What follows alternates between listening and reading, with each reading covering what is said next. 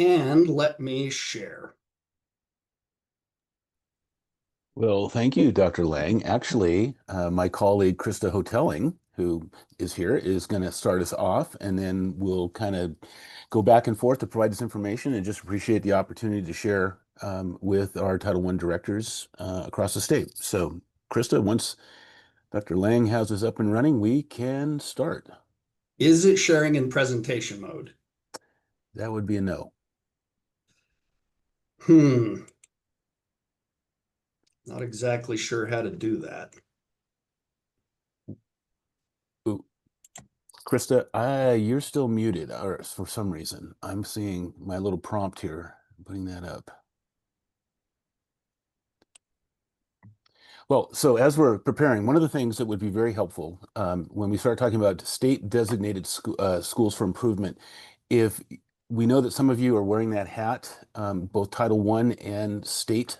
So I want to really be clear when we get to that point that if you could let me know if you're the person that will be overseeing state designations, or if not, if you can let me know, my contact information is in the slides. Let me know who is in your LEA or your charter. That would be very, very helpful. So I think we're good. Krista, how about now? I can see the slides. Can you hear me? Yes, we're good. Okay. I don't know what it is. Is it still not in presentation mode though? Yeah, it's showing your notes as well. It's okay. We have no secrets. Yeah. Well, let me try to make it larger then. At least. How about that? That works. Thank you, Max. Thanks, Greg. We start off with a quick introduction. I'm Krista Hotelling, School Improvement Specialist here at USBE, overseeing and supporting LEAs that have schools that have federal designations.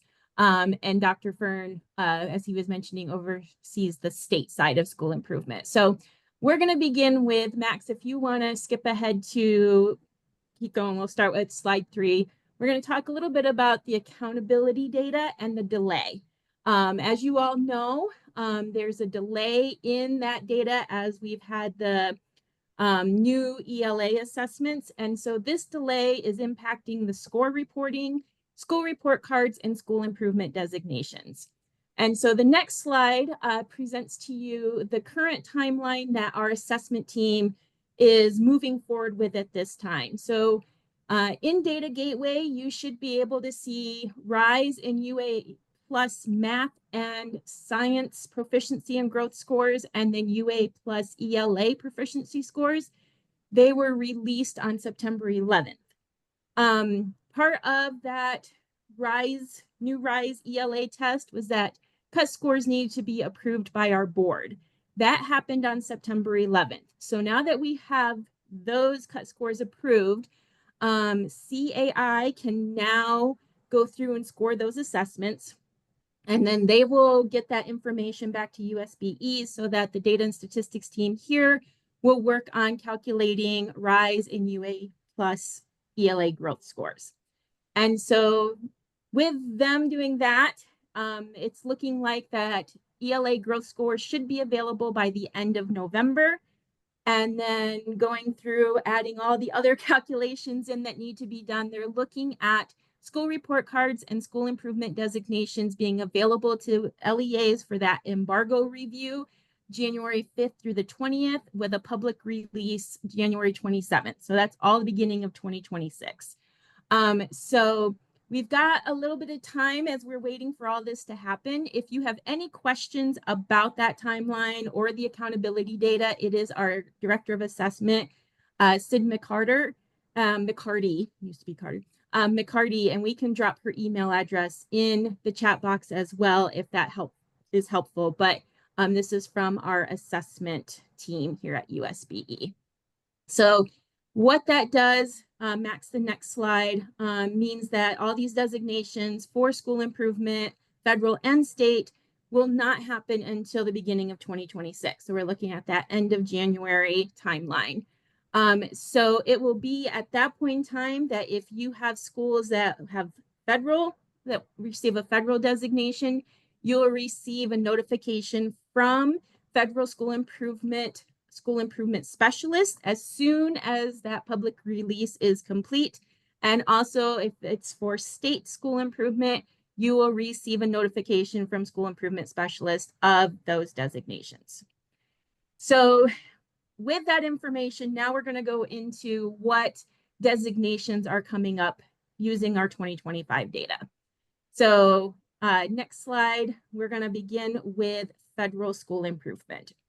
So 2025 is a big data year in that all of the categories for federal school improvement are up for a designation. So that means that schools could be designated for targeted support and improvement, or TSI, additional targeted support and improvement, ATSI, and also comprehensive support and improvement, CSI, and it is all three of our designations. So low performing student groups it's a designation year for low performing student groups, low performance, and low graduation rate.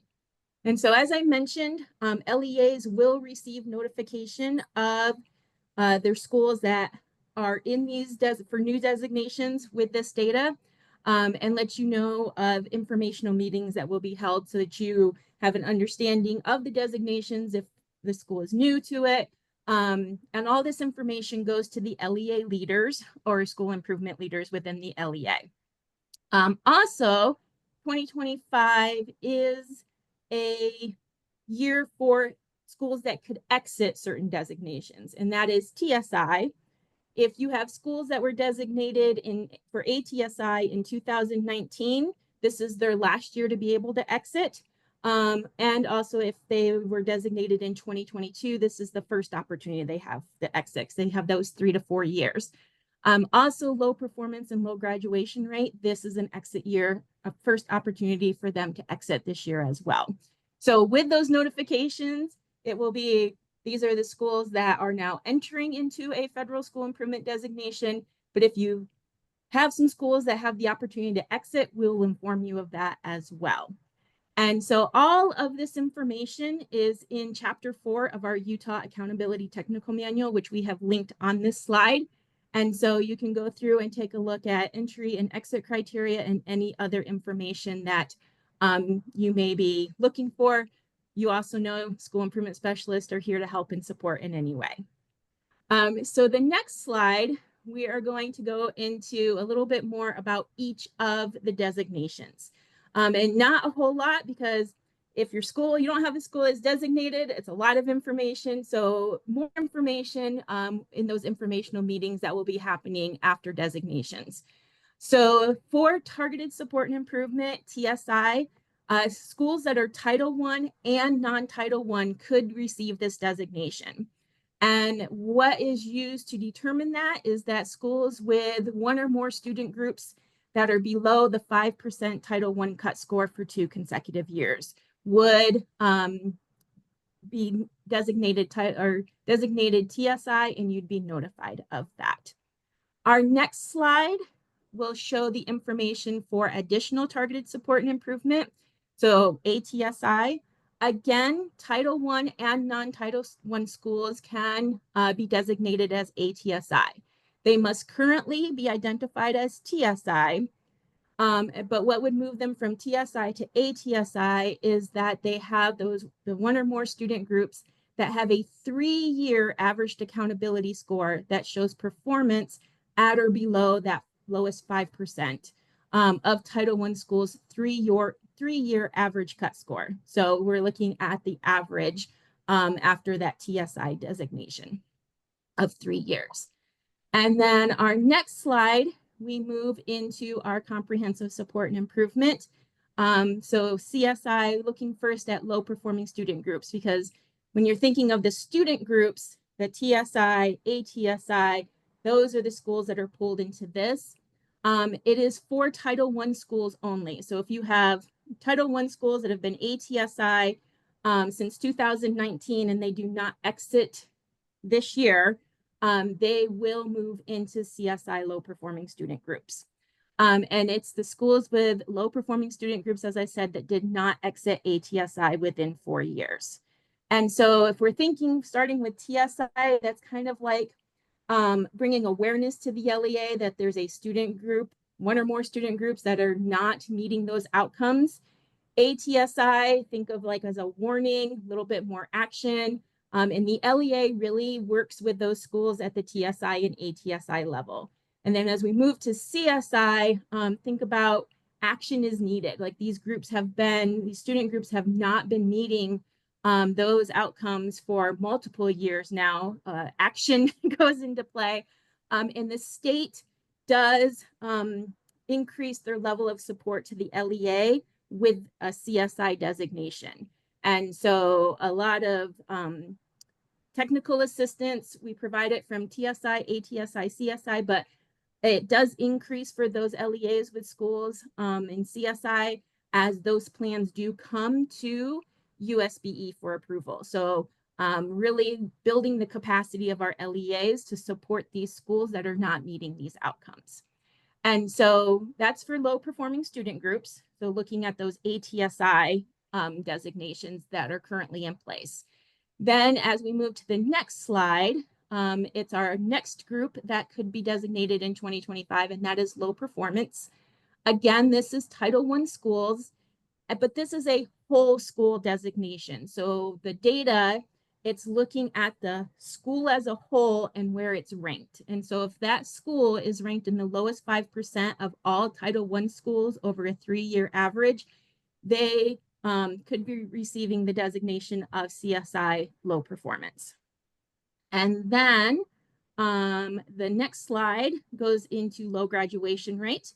So low graduation rate is the only CSI designation that it is Title I and non-Title I schools could receive this designation.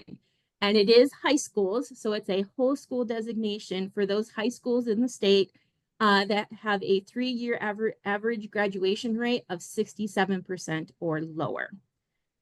So those are all of our, it's going to be a busy January, February, March to the end of the year for us as we are looking at all of the possible designations for using our 2025 data. So for the 2025 data.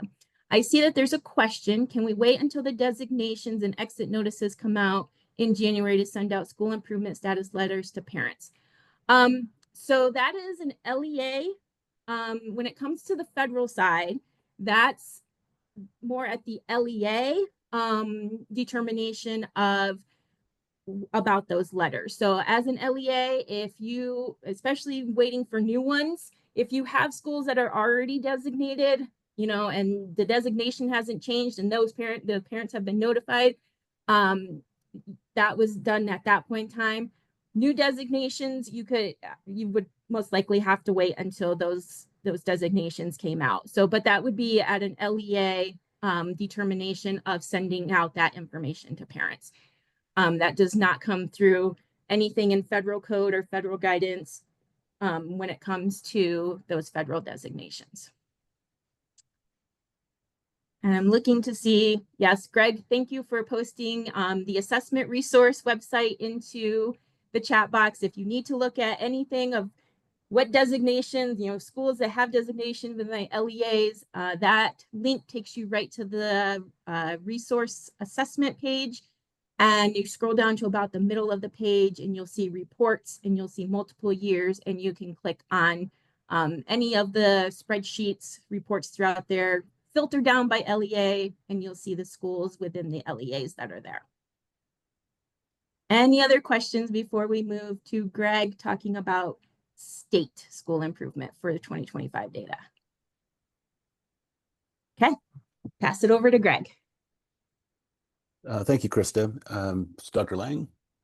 So this year, it marks the beginning of what will be called Springboard. And if you could go to the next slide, please. Springboard schools are designated per Utah code. So you can see both the sections 53E, 5, 301, 12, and 302 explain what a Springboard school is. And as Krista said earlier, really encourage you to go into the Utah Accountability Technical Manual to see the specifics as well as examples on how schools are identified, and their entry criteria as well as their exit criteria is listed very succinctly. Next slide, please. So Springboard, the most important part of Springboard is that they are not, this is going to be brand new, so they are non-Title I schools, and they are the lowest 5 elementary or middle schools statewide, as well as the lowest 2 high schools statewide. And again, it's 3-year average. It's based on their overall performance. I would liken the Springboard schools to CSI low performance. So they're very, very similar, which is why I think many of you will be serving as a resource for your counterpart that oversees state designations, because it's going to feel very similar. There are, however, some very, very specific items that I'll go over very briefly when we talk about the timeline. Next. Oh, I guess we're already there. Okay. So we'll start first looking at federal designation timeline. So this is tentative. And when it comes to federal designations, we do have a little bit more flexibility with things than on the state side, because our federal code does not necessarily say things need to be like, it is really the state setting all of the deadlines and parameters and everything like that. So when we're looking at this, it will be a condensed timeline. But at the same time, we're not really putting anything together until we have received the designations and notifications, because we begin first with that informational meeting.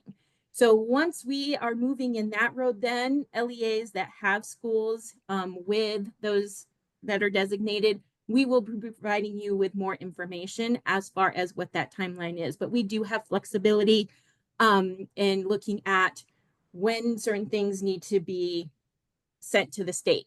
Now, that's primarily for CSI schools, LEAs with CSI schools, because the plans come to us, and there's more of that state involvement. For TSI and ATSI, really the LEA sets that timeline of when they need the plan to be approved, because it's the LEA who's approving those plans. So we will be providing technical assistance for LEAs that have schools in all of the designations, because when it comes to looking at needs assessments, looking at how to create the support and improvement plans, all of that, we want to provide everybody with the same information. But then with those TSI and ATSI designations, the LEAs have a lot more part to play in looking at when they want everything due, what, as the school's developing their plans, all of that. So everybody will be invited to the technical assistance. And then for those CSI designations, we will do a little bit more as there's a few extra technical assistance, as there's certain things that are required that the state needs to make sure is happening. So after we get through all the informational meetings, like I said, when it comes to the needs assessment and root cause analysis, we'll be providing technical assistance as soon as the notifications to the LEAs are out there. And then when it comes to developing the support and improvement plans, again, we'll get information out for technical assistance so you can be helping your schools in developing those plans. And then when it's time for approving the plans, once again, as a reminder, when it comes to the TSI and ATSI, that stays at the LEA for approval. But CSI, the school, the LEA, and the state needs to approve those plans. So part of our timeline as we're developing that is to ensure that our LEAs have time to be guiding and working with their schools, especially for CSI, in getting a plan, a well put together plan before the start of the next school year.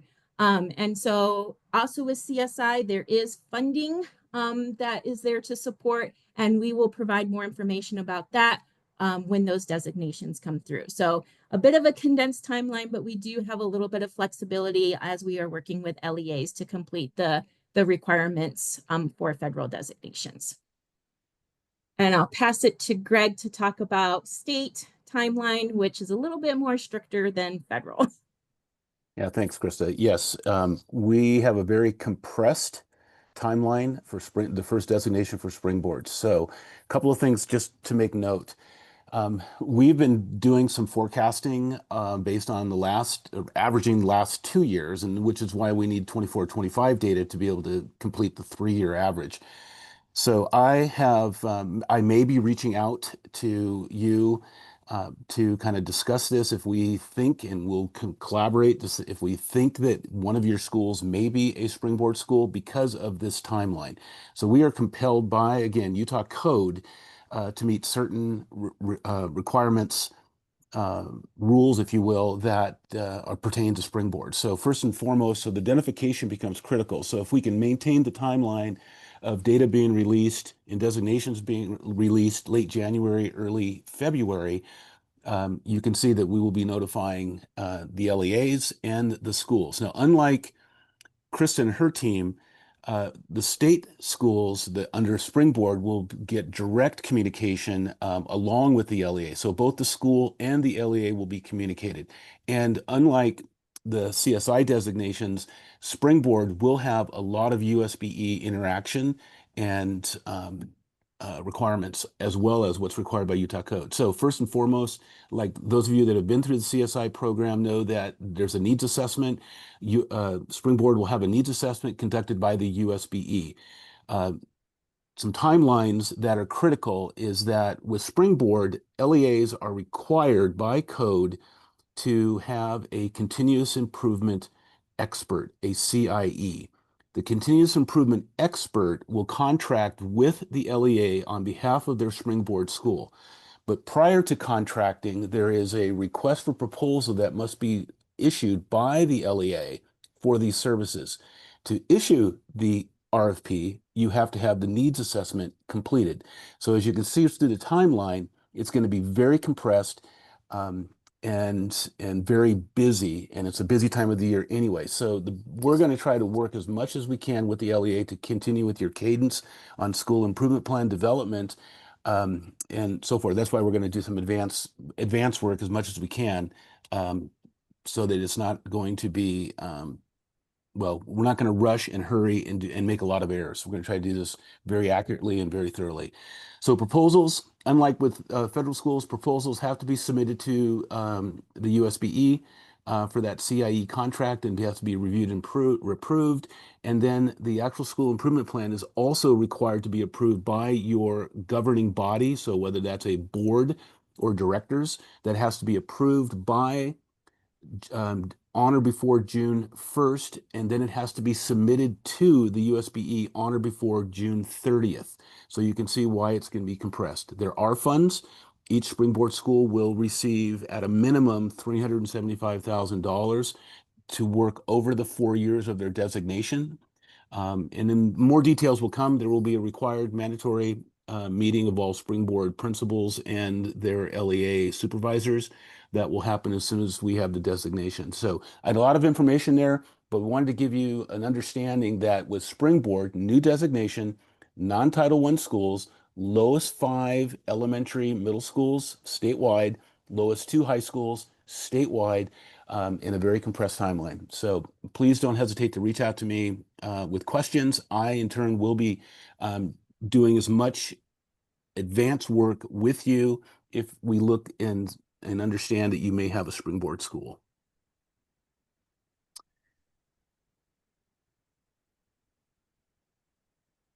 All right, you want to go to the next?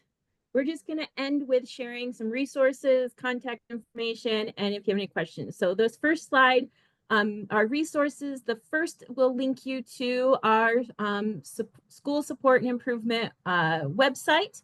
And then again, there's the Utah Accountability Technical Manual. Chapter 4 is for school improvement. The rest of the manual has a lot of great information about accountability data. But if you're just looking for school improvement information, that is chapter 4. The next is that link to the USBE assessment resources page that has all of the reports and the spreadsheets that are showing the designations and the rankings. And then the last two links on there are data resources that are school improvement data specialists created. They're both public facing. And then so you can go into, the one is on Data Gateway, and you can look at trends for schools as far as all of the data, the accountability data. And the Tableau one also shows trends, does show also, both of them show like what designations the school has currently. So great resources to have to look at if you, especially looking at some trends or long-term data. Whereas off of the USB assessment resources, it's on there, but it's all in the spreadsheet, where this puts it in the nice little statistical graphs and all of that our data specialist has put together. So the next slide shows. Krista, sorry, Krista, before, ahead, can Greg. you just confirm the rule for new schools, brand new schools, in Your new terms of their? schools this year will not fall into any of these categories until next year. Yep. Yeah, because they have to have so many years of data to make the determinations for school improvement. So yes, it will be a little bit before new schools would be receiving designations, as it needs more than 1 year of data to make any determinations. Good question. Thank you. Okay, so our next slide just shows contact information. So for federal school improvement, myself, my colleague, Dr. Julie Stephan Lindsay, Sarah Dutray as our school improvement special education specialist, and then Megan Tippett's our school improvement data specialist. And then on the state side, you have Dr. Fern, and then Sarah also supports on the state side as the special education specialist for school improvement, and then Megan also data for state school improvement as well. So those are our contacts as for the school improvement part here at USBE. And so our next two slides are just opportunities open if there's any questions that you may have. I just put in both Greg and my email addresses. We have the contacts for all of the team. So just know that we are here to help and support in any way. If you send an email to me asking about state, I'll just forward it on to Greg and vice versa. So if you're like, I don't remember which person or which group, we're all in the same little area working together. And so we'll just pass it to the person who can best answer those questions. And if we need to, we can connect you with our colleagues in teaching and learning to help support in specific content areas. Other people on Max's team. So we are also that connecting piece for you as well to other specialists here at USBE to support in areas that may be impacting school improvement within your LEAs and schools. So if there are not any questions, just know you can reach out at any time. Our next slide is just to say thank you for having us here today. We hope that this information was helpful, and we're here. So reach out at any time. Before we let you go, what questions do you have? That was a lot of information, and it's going to be very, very busy when when the rubber hits the road. So while we have our two specialists captive here, what questions do you have?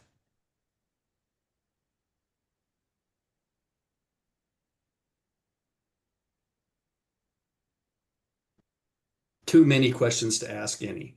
Quite possibly. Well, Dr. Fern, Krista, much appreciated. School improvement holds a very fond place in my heart because I used to work in school improvement, and I know how busy that time is. And we certainly appreciate those of you who will be working very closely with Dr. Fern and Krista. We appreciate you as well as the efforts of our team here at USBE. Thank you for that information. Should you have questions, as Krista said, please reach out and ask those clarifying questions. You may have more questions come January and February, I'm sure. Thank you, folks. I appreciate that. Thank you. And thank you, all of you, for spending this time with me wrestling with the technology. It makes me feel like such an old man, but hopefully the way it's working now, you can see the slides, and at least we can move forward. Okay, if Julia is here, hopefully Julia's here. I'm She here. is at a conference today. Oh, thank you, Julia. I was very thankful for Julia's availability, and she's really gone out of her way to make herself available. As I said, she's at a conference today, so she's attending remotely. Um, it, it- she is our youth and care, one of our youth and care education specialists, and specifically today is going to talk some about foster care. Foster care is a student group that oftentimes we don't talk a lot about. However, it is important because part of the state's funding comes with regards to the number and percentages of students who are in foster care, as well as when we are considering rank and serve for Title I schools, counts and percentages of students experiencing economic disadvantage, students in foster care automatically qualify for free lunch. So they are counted in our Title I counts. So I was very grateful to have Julia be available today. And Julia, I will turn the time over to you. I will run the ship here with the slides, so you just let me know when to move on. Fantastic. Thanks, Max. And you're doing a great job with the side of technology. It can be a little overwhelming sometimes. So I'm grateful I don't have that role today. So I am grateful to be here today to introduce myself to all of you and maybe at some point get to meet you all individually. The main reason I wanted to be here today is just so that you knew who I was. You knew that I was a resource to you when it comes to the students that are in foster care, and also just give you a little bit of insight in the work that I've been doing as I've become the foster care point of contact for education in the state of Utah. So that's one of my roles in the world of youth in care. I also am a youth and care education specialist, which means my purview is a little greater than foster care students. It also includes students that are in the custody of JJYS, being served through the Department of Health and Human Services. And so that's the greater umbrella that I work under. And then being the state foster care point of contact is a role that I'm really grateful to have. Prior to my employment here at USBE, I worked for DCFS, which is our child welfare agency here in Utah, Division of Child and Family Services. I worked there for 15 years. And so my heart is with our students that are in foster care. And as the foster care point of contact for the state, I take the role very seriously, and I want to make sure that we're all working together to take care of our students. So there are a few things. I think you've seen some emails from me in the last several months as I've reached out to you for some local foster care points of contact. And we'll walk through some of that today briefly, just give you a real snapshot of some resources that are available and the work that we're doing here at USBE to help support your students that are in care in your various LEAs. So Max, if you'll go to that next slide, here is some data about our kiddos that are in foster care specifically. So this data is pulled from Utrex, and it's pulled from your SIS systems if you've marked that your student is in care. In your SIS system. So this comes from Utrex, and this is our current data for our students that are in the custody of DCFS specifically. And I'm not going to read through all of the data with you today. I'll let you kind of glance through that. But I did want to just highlight a few things to identify why these students are so at risk and why it's important that we all work together to make sure that they're receiving the services that they deserve. A couple of things just to note here. Our graduation rates have been going up steadily, which I'm really grateful for. You'll see that's at 71.16% compared to the population at 88.8%. We're seeing some really good progress there with some different services that we offer throughout the state. But a couple areas that really do concern me that I think are worth noting is that average GPA. 1.027 is pretty significant for our kiddos. And I think a lot of that has to do with that statistic that's below when it talks about student mobility. We're at 52.8% of our students in foster care moving schools at least one time throughout the school year, if not many more times than that. And that's compared to the 10.4% for the general population. And so we see that when our students are moving, they fall behind. Every school placement that our kids in foster care experience, it sets them back 3 to 6 months academically. And if you can imagine, they're going from LEA to LEA to LEA that all work very differently and independently. So they're just kind of always trying to catch up. And so that's why I think it's important that we understand what is in ESSA regarding students in foster care, and we do our best to support them. So if you'll go to the next slide,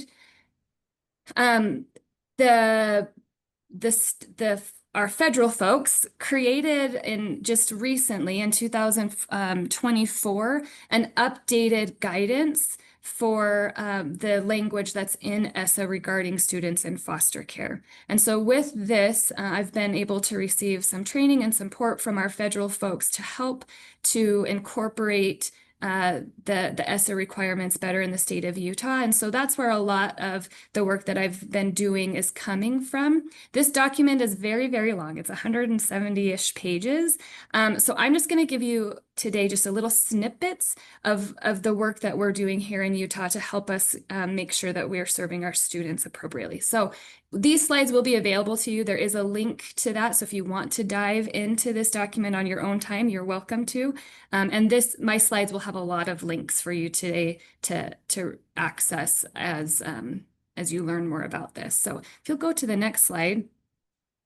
These are just a few things that we are working on in Utah just to make sure that we're all on the same page and we understand that this is federally required through ESSA to support our students.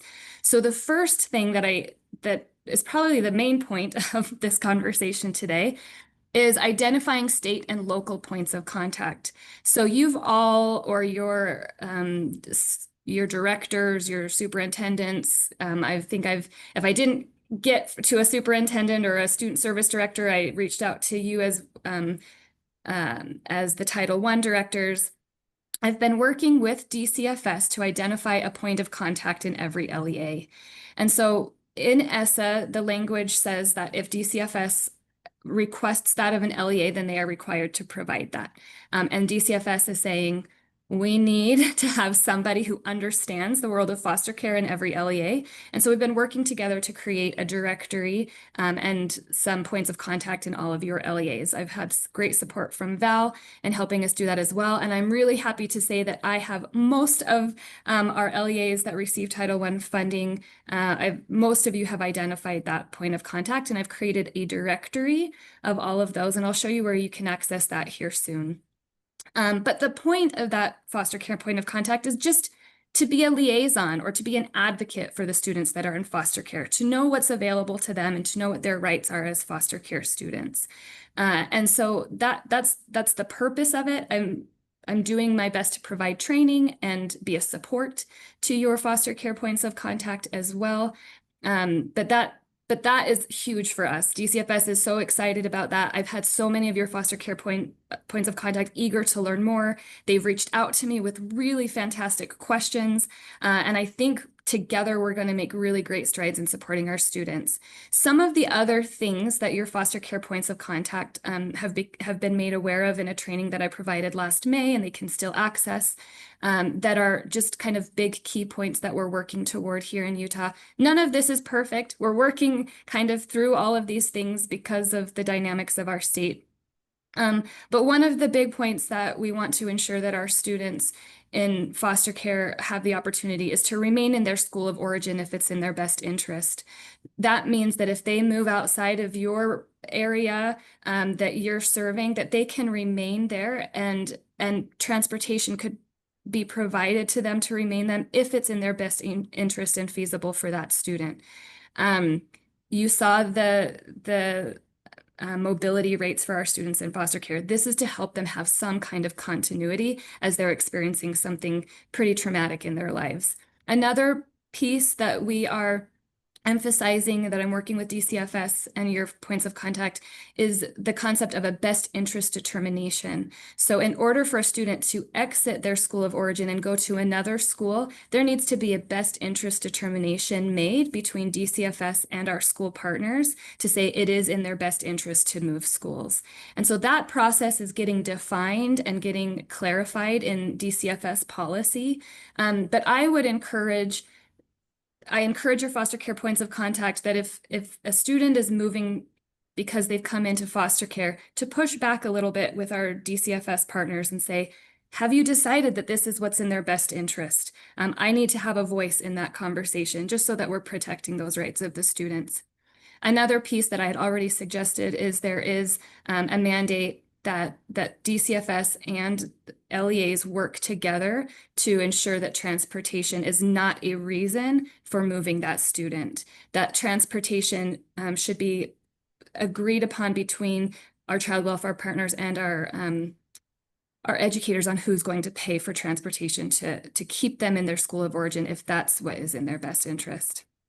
And then the last thing, which I feel like gets the most questions from your points of contact, is the concept of immediate enrollment. So students that are in foster care need to be able to be immediately enrolled in the next LEA if they are moving schools, which the federal guidance says within 3 days. So if a student comes to you that's in foster care, you have 3 days to enroll that student, which means that if there's documentation they can't provide you at that time, we still enroll without all of those required documentation. That doesn't mean they're not responsible to get you that documentation at some point within 30 days or so. But birth certificates, immunizations, those types of things should not be a reason that we don't, and because you don't have access to those yet, should not be a reason we're not enrolling students.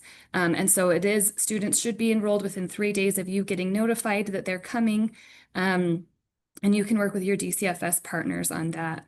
But I know that tends to be a real point of contention for your registrars, because they're like, no, I have a checklist. I've got to do my checklist, which makes sense. They're doing their job, and that's fantastic. But we do have a few exceptions for our students that are in foster care. And so your points of contact are learning those things as well, so that they can be an advocate for the students that are coming into your LEA or exiting your LEA, to be able to quickly get those records transferred to the next LEA that the student is going to.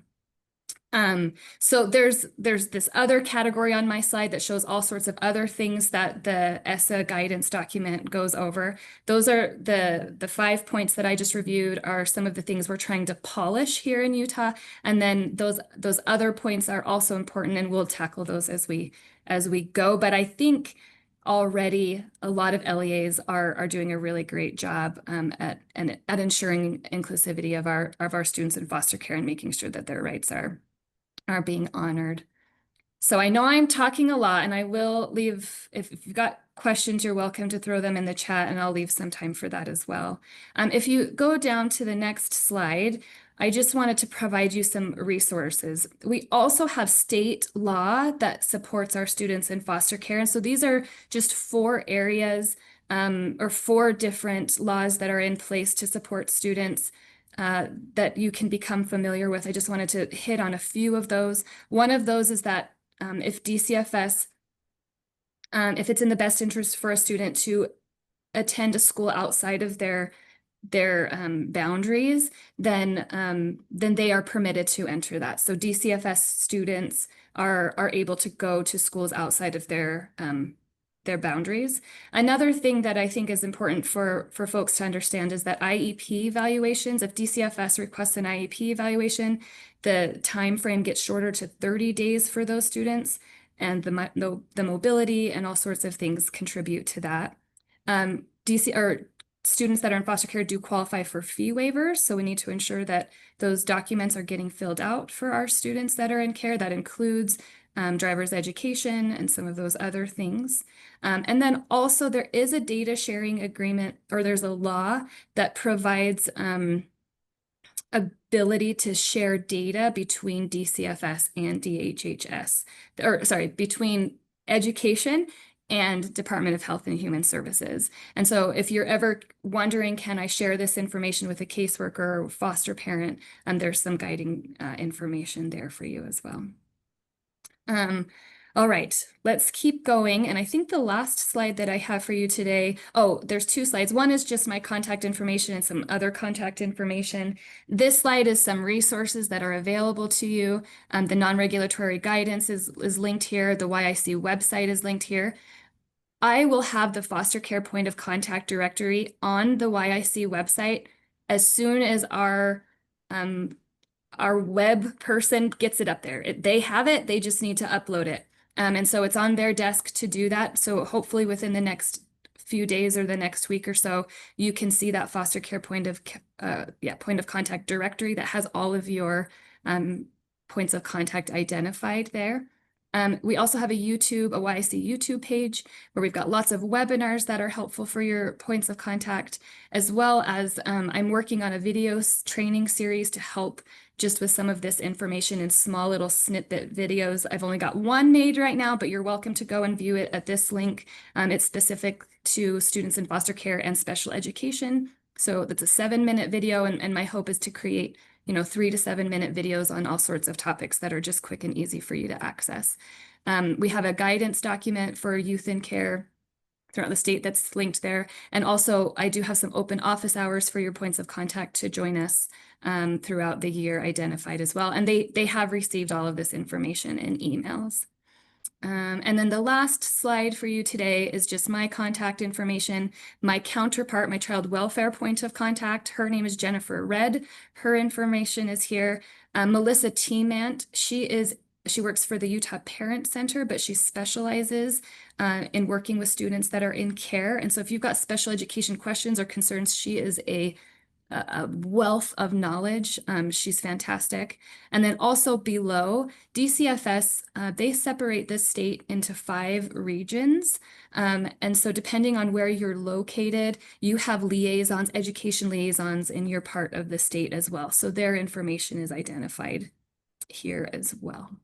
So that's what I have for you today. I'm really grateful to be here. I'm grateful to start making these partnerships. Please don't be a stranger. You're welcome to reach out with any questions or concerns. If you're concerned that maybe you didn't provide me with a foster care point of contact, you're welcome to reach out and I will verify that for you. That point of contact directory will be up soon. So if there's no contact next to your name, it just means I hadn't heard from you, but I'm sure it's just because I reached out to the wrong person. So yeah, don't be a stranger. And are there any questions before I pass this along? I have a question, Julia. Sure.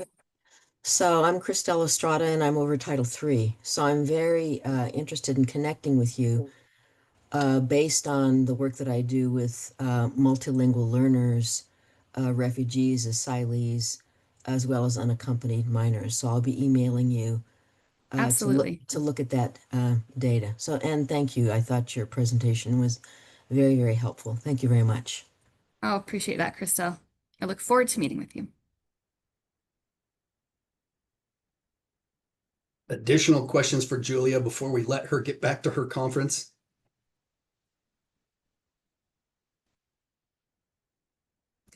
Thank you, Julia.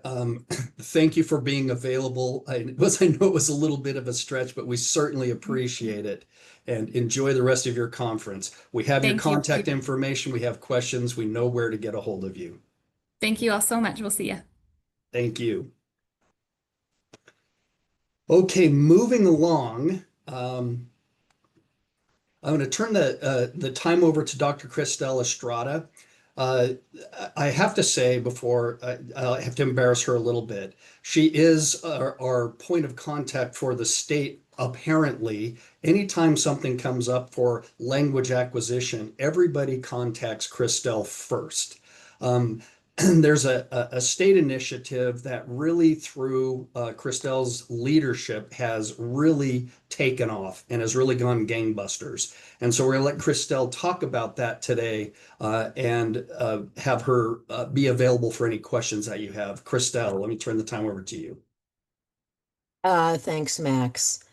It's great to see everybody here. Thank you for your time. The biggest issue goes back to interpretation services. I know this new company, Linguist, has been bombarding principals with their contract. You can find all the state contracts on the state purchasing website. I've actually looked and there's a report there. So all you have to do is go to the state purchasing and put Linguist in there and see if it's actually approved for a state finance contract. So next, Max. So the biggest thing is the implementation of HB 302, which is, as you all know, every single LEA has to have a language access policy.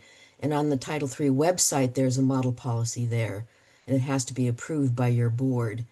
Dan N. Johnson and Thatcher did a great job in 2022, and it really focuses on policy supporting students learning English so that families can be totally involved in the educational process of their students. And this is even far above the federal regulation for Title III that is about comprehensible communications in a language preferred by the families. So next slide. Thanks, Max. Some people keep asking the same thing. I've been to classrooms where heritage language resources are just a part of what they do, and they're incredibly impressive. The USBE Canvas courses that are in our catalog, if you're interested, there's information there. The Newcomer Toolkit has been hugely supportive for the Midas course in relationship to relicensure points, but more than that, really focusing on all the tools and strategies and parent involvement that and resources that can be involved. So I would recommend that you go to Title III under Professional Learning and look at the description of the Newcomer Toolkit. Now, the reason I'm saying this is, as you know, Title III ends up having a 5% subgrant for LEAs that have more than allocated for $10,000 or more for students who are immigrants, which means students with interrupted formal education based on the federal definition. Previously, we've only had LEAs that are eligible, maybe 2 or 3. So Granite for one, and Alpine, which has the largest number of, and most people don't know that. Now we have 7. So we now have Washington County, we have Nebo, we have Jordan, Canyons, Provo, and Granite, and then one more. So we've gone from 2 who are eligible for immigrant funding to 7, which means that students with interrupted formal education are coming to Utah, and as a consequence, there's additional funding for that. If you look on the what we've actually done to implement HB 302 to help everybody, is a 10-week USBE interpreter certification course based on the national standards. And I'm going to give a shout out to several districts who, the first year we did this, which was last year, we had applicants were about 118, and we had 50 who certified, and then of those, they adopted the USBE course so that districts could certify their own interpreters. And, the work that the interpreters have done in the course is just incredible, and what they've shared about their own experiences as students in the system learning English. Provo let out on this, and the person that they have, Tanya Brown, who took the course in the first time it was offered, now actually uses the course, and Provo is certifying every single year. The first year they certified 80 interpreters so that every school would have 2 certified interpreters. Jordan just did the same thing. Box Elder, they had Jeff who took the course, and he'll be doing it, and Priscilla as well, and Weber. So we have districts who are now using this course so that we have certified interpreters, and then we have an advanced course that's from a company that worked with us to focus on the HB 302 regulations. The first cohort, we had about 50 This last cohort we had, I think we had to add to the contract. So we have 80 people in the advanced course and with a wait list of 100. So as you can see, there's a huge need. Based on all the reasons why interpretation is valuable, not only classroom activities, impromptu, enrollment, the IEP process in particular, but all kinds of planning so that families are engaged and the students are engaged in their educational opportunities. Max, the next slide, please. I'm not going to go through all this, but you can see the state language policy. Now, this is state law. This means that we don't have any option to not fulfill this responsibility. And you'll have this when Max sends it out. But it's really about this idea of interactions between parents and educational providers. And oftentimes there's, kind of misunderstanding and miscommunication. So the interpreters are trained to make sure that the clarification in the language that the parents understand is provided so that it's translated with fidelity. And that piece is really important. The next slide, please. Again, this is, and you can read it. You can see that there's a link there to the actual legislation. On the Title III webpage, when you see legislation, you'll see all the summaries. You'll see the summary of HB 230, which is about language access as well as enrollment of students who come from war-torn countries. And if you're escaping the Taliban, it's not like you're taking your birth certificate out. So there's multiple ways in which students can be registered. And we should be proud of this state legislation that makes a difference for the students who see that Utah is a haven and that, as Julia says, we really are concerned about, every single student. The next slide, please. And again, this is just saying and being very clear about how interpretation as well as translation services are provided. And the model policy, as I said, is on the Title III website. The next slide, Max. Now, this is the definition as used in this section. The newcomer student or students with interrupted formal education means students who, 3 through 21, they were not born in any state and have not attended one or more schools in one or more states for more than 3 full academic years. Now, the reason this definition is really important, it's very different than our assumption about using WIDA screeners to determine a newcomer based on language. This is actually a definition that helps us based on instantly when a student is enrolled, if in fact they're a newcomer because they have interrupted formal education. So this piece is really important to better understand the way in which even our enrollment system can help us identify the students that need the most support. And this is the definition that is used to calculate the Title III immigrant grant. And again, as I said, there are 7 districts that were eligible this year. The next slide, Max. Okay, so USBE certified interpreters. So in the first cohort, we had 53 were certified, and one who was really amazing. And then I see there's a question that I'll get to in a minute. And she was from Kanab, so Kane County. Kane County actually has 2 certified interpreters, and both of them were just completely exemplary in the course. I did talk to you about the 40-hour advanced course with linguist. Actually HB 302, so that's a mistake on my part. There were 170 registered, 80 in process, and 28 certified from Weber to Kane.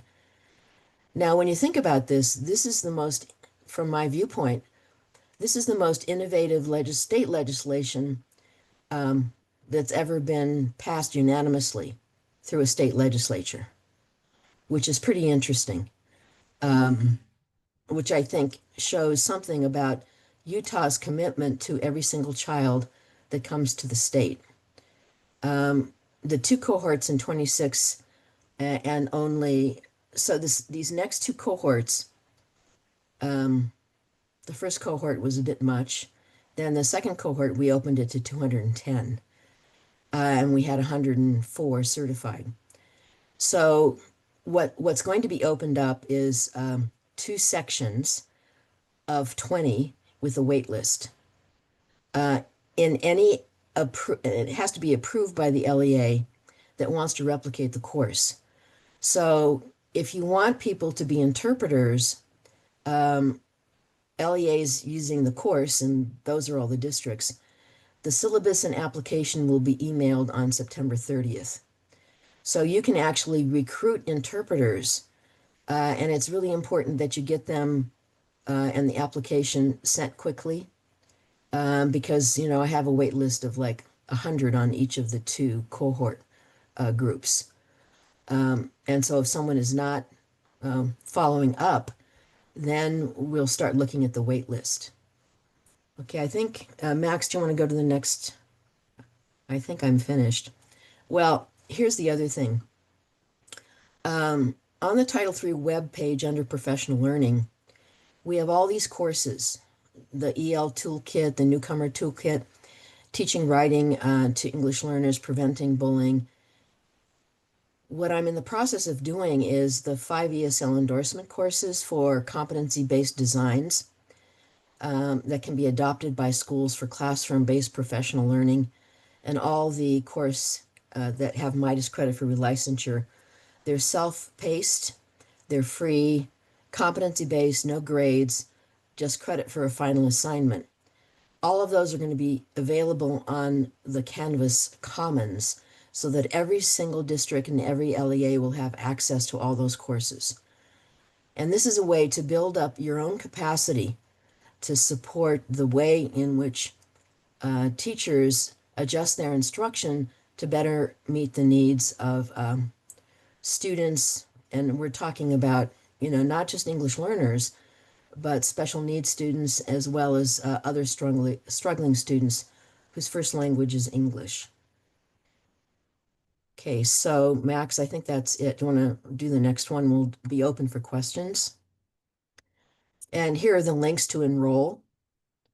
And as I said, you know, once we have, I think, about 50 or 60 already in the Newcomer Toolkit, when I've been reading their responses, I'll be summarizing them and sending them out to everybody so you can see the difference that doing self-paced and competency-based professional learning really supports the way in which teachers change not only their thinking, but their instruction. Okay, so questions. I think that's There was it. a question in the chat, Christelle. So let me see if I can see it. If a student comes from a different country and, let's say, left in February and then joins our school in the fall, is that not being enrolled for 3 years since it was a state education? I am an EL coordinator also, so this is perfect information. Thank you. Yeah, this is the other thing that's really interesting. When a student is enrolled and then they leave and they come back, but they haven't been enrolled for 3 years, the federal definition is very clear. But at the same time, the ability of that student to be assessed in WIDA, you still have that, right? Or he was never here. Oh, so he registered, but he never attended. Well, we can, I'll stay on after the meeting, and all these more detailed questions you can ask me. And again, if I don't know them, I'll refer you probably to the assessment department, because in the accountability manual, there are really clear ways in which you determine who is screened. One of the most challenging issues is when a student comes and there are certain assumptions being made when the students try to enroll, and they'll put down, especially parents who are afraid, they'll put down that their first language spoken at home is English. But then the registrar unfortunately makes certain assumptions and decides that they should be screened anyway. Okay, so that's totally illegal. You cannot do that. And again, I'll stay on after the meeting. And also, you can email me any question. You'll be surprised about all the questions that I get every single day that are similar to this. And I'm totally committed to responding in a way that is helpful so that you can make the best decisions for every single student, in your schools. So thanks so much, Max. I appreciate your technical abilities, and we have to talk about this when we go out to the Turkish cafe. Yeah, or lack thereof, Christelle. Before we let you go here, anybody just have any burning questions that you would like to have addressed that would possibly be relevant to everybody else in the group?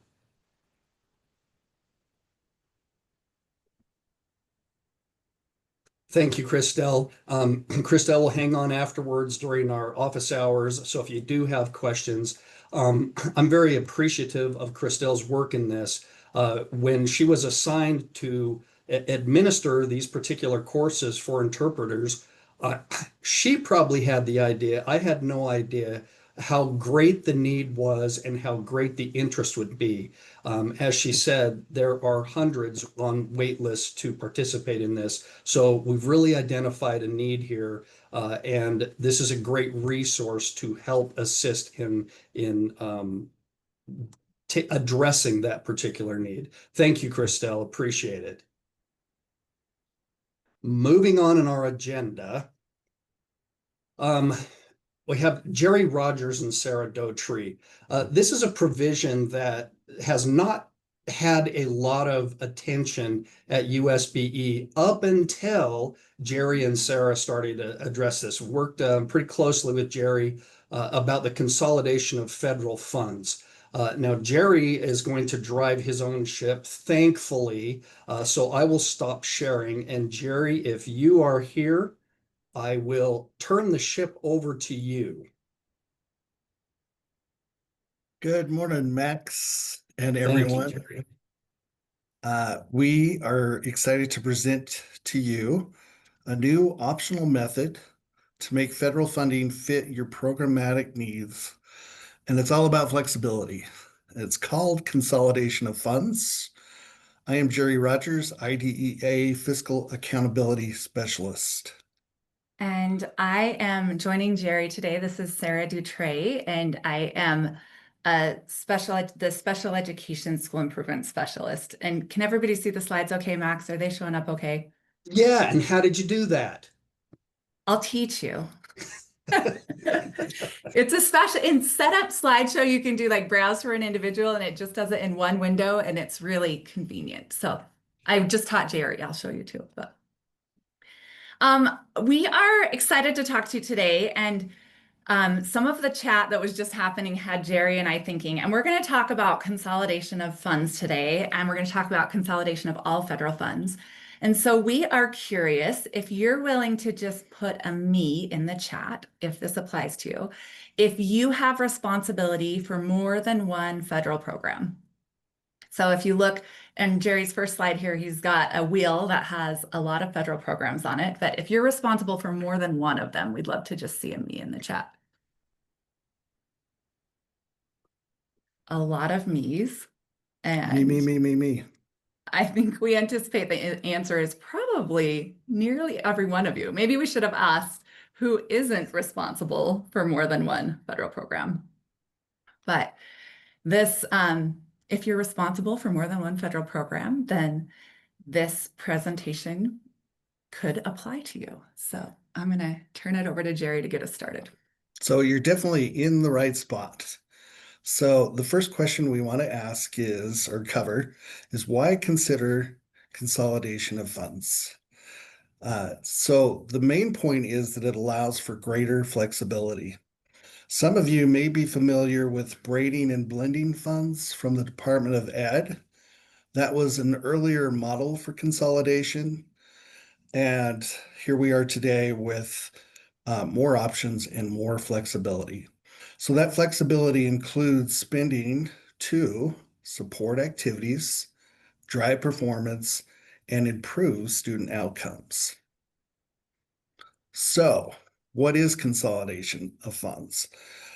We have seen that other states have had a lot of success with this, and it's something to consider if you have a school-wide program. Currently, with Title I funds, Utah LEAs have the option to transfer Title II and IV funds into Title I. And now we're just expanding this to include additional funds. And a great example of this would be Individuals with Disability Education Act, or IDEA. And traditionally, you have seen that you have several pots of money that are used for separate purposes. When you consolidate, you're taking those federal pots of money and you're combining them for a single purpose. And that's the flexibility piece that allows you to better address student needs, which we all know is the key. And here's a visual representation of that. So on the top part is the traditional model. So you see that you have these buckets, whether it be Title I, Part A, C, D, etc., and they all are directed at a specific group of students. And then if you look at the bottom piece under consolidation of funds, you will see that now you have one bucket of money that covers all those different student needs. So it's all grouped under one fund. And now I'm going to turn back to Sarah. Yeah. So when we think about consolidation on this visual, I think one of the problems is what both Julia and Christelle and even Krista earlier talked about is kids are more complex than this, that kids generally do not fall into just one of these categories. That when we look at the pots of money we have in the programs, and then we look at kids, our kids would be like multicolored versions of this in some way that are experiencing different things, are eligible for different categories. And so thank you, Val, for putting this important caveat in the chat that this consolidation of funds is available only in schools that are operating school-wide programs. And so that's something that's probably the most important thing to consider, is that this needs to be a school-wide program. But in a school-wide program, the consolidation of funds is driven by program needs. Just the name of it kind of makes it sound like it's a fiscal initiative, but it's not really a fiscal initiative. It should be driven by student needs. And so if an LEA decides to pursue this opportunity, it comes about because in your roles administering multiple programs, you see that there are children with multiple needs that are being met by different programs. And sometimes what that can look like for a student is, if I am a student who is an English learner and I have a disability, I may be being pulled from class twice during the day by two different adults who are trying to help teach me literacy, right? And those adults, they may be collaborating or coordinating in some way, but sometimes those things, when I'm being taught literacy instruction from three different professionals, my second grade teacher, my EL specialist, and my special education teacher, there introduces the opportunity for confusion for students, or just different approaches and different ways of teaching. And so when you've looked at needs assessments and we're looking across programs and say, gosh, we have some real overlapping needs here. And I think Julia's data showed this, that our foster care students have a much higher likelihood of being identified as students with disabilities. They have a much higher likelihood of being highly mobile. Those students, when we have these small pots of funding, when we consolidate funds, it allows us to come together and plan based on the needs of that whole student, rather than addressing small parts of their need through these programs with limited eligibility. So if you, as a Title I director or in one of your other programs, are interested in this and your needs assessment shows common needs, you would work with your business administrator to work to consolidate funds, but the process really isn't that different. And this is also a chance, we think, with uncertainty around federal funding, a lot of talk about block grants. There may be more opportunities to do this, but it's good practice. I think a lot of us are starting to look at how our needs are overlapping. So what does it look like if I want to do consolidation of funds? If I want to consolidate my funds, the first is, again, it must be in a school that's operating a school-wide program. In a school that's operating a school-wide program, you're already required to do a comprehensive needs assessment in that school and submit a school-wide program plan. The consolidation of funds plan is just an addition to that school-wide program plan. If you're working on a school-wide program, you have common objectives across the school to have that school-wide program, then we would consider adding consolidation of funds to that. And it would just be a description of how we're going to consolidate the funds and assurances that we're going to continue to meet the individual needs of students. So the benefits that have been found for this, and like Jerry said, other states have been doing this for a while. Our best example is Georgia, who's been doing this for several years. And in Georgia, many states are starting to consolidate many schools are consolidating their federal funds. And what we're finding is that the support for students becomes more targeted, especially those students that have more complex or intersecting needs. Again, so special education students who are also English learners, which is a growing category that is growing across the country. I think more and more overlap between those two categories. I think that's also evidenced if you, I know Krista talked, it was great, this presentation tied into everyone's before us today, but Krista talked about the identification of schools for school improvement for specific student categories, for additional targeted support and improvement or comprehensive support and improvement. And that's another place to look. If there's a school that's a Title I school that is or could be operating a school-wide program that's been identified for multiple student groups, this is an opportunity to serve those students in a more streamlined way, to provide their services based on their needs and not categorical labels.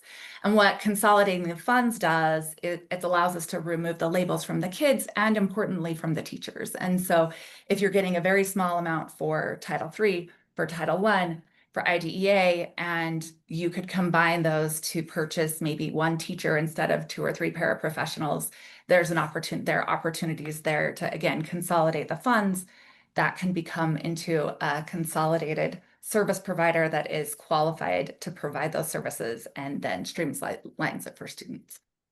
So this is, yeah, I see there's some questions in the chat about transferring funds, and transferring funds is still allowed. And I think like Christelle said, that's Title II and Title IV can come into your Title I-A and be transferred. This is consolidating all of your funds and includes IDEA funds. So it, again, allows for some more innovation at the school level to support that school-wide plan. Some of the other benefits are that clear focus, and what we've found from the special education side is in that schools that consolidate funds, the accountability for special education and the funding for special education transfer to that school level. And so the school leader, the building principal, has more ownership for the special education program, has an opportunity to use the funds, again, consolidated with other funds to serve students across their needs. And so that's another benefit. Considerations for this. If this sounds interesting to you, if you have questions about this and you think, gosh, we have a school that does have a lot of kids that fall into many of these groups that may be being served separately, or where we have 6 paraprofessionals because we have 2 that can be funded with special ed, 2 that can be funded with Title I, and 1 that can be funded with parts of other title programs, and maybe our kids would be better served with another full-time teacher or a different way to use those positions. If you're thinking about that, if you're interested at all, we're very interested in testing this in Utah. It's been tested in other states, but no one is using it. And if you're interested, we are available to help you walk through every step of doing this to ensure you're compliant. This is something I think that can be a little scary, like, oh gosh, that sounds like an audit finding waiting to come, that we're consolidating our funds and I don't have to track my funds separately. So we will help you from the start to ensure that everyone is compliant. The use of IDEA funds on this, you still have to comply with IDEA. You have to meet the intent of children's IEPs. They have to receive their minutes, but this might mean that they receive those minutes from a different professional than they would otherwise, or that they receive those services in a group of students that includes other students with similar needs, rather than in a pull-out setting or a separate setting. At the LEA level, if you do choose to consolidate your IDEA funds, the LEA must calculate an amount of IDEA funding for the school specifically that will be used at that school. That's unique to consolidation of funds. Many of the other federal programs, as you know, are school level allocations already, but IDEA is an LEA level allocation, but for consolidation of funds, there is a formula to create an IDEA allocation for each school that participates. And finally, and this just reinforces again, this is not a way to reduce maintenance of effort. This isn't a way to get more funding. It's not about funding. It's about improving outcomes for kids and streamlining intervention for kids who have complex needs. And the funds, while consolidated, lose their identity as separate federal funds and don't have to be tracked separately for the different title programs or for IDEA. That consolidated fund can be used for a much broader area of allowability, but they still are counted as federal funds when we're thinking about any of your MOE obligations under either ESSA or IDEA. So again, a programmatic decision, the fiscal pieces we will help you work through if you're interested. And we are very interested in recruiting LEAs who are interested in piloting this with a lot of support from us at USBE. So I'm going to turn it to Jerry to see if he has anything else to add before we open it up for questions. So thank you, Sarah. And as Sarah mentioned, we're here for you.